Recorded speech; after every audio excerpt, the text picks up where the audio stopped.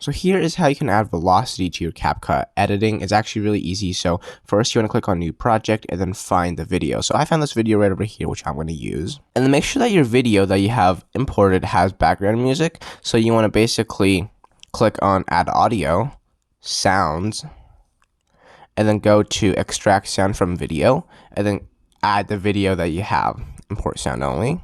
So that is one way, but if you have the same sound, you can just add it from there. So this is going to be the exact same sound as what's in this video right over here. So you can simply click on this video, click on volume, and just change that to 0.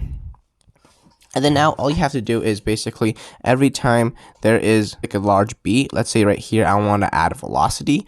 All you have to do is click on the video, click on split, and then after the beat, click on split again, and then make this part in the middle, change that to 0.5, just like that.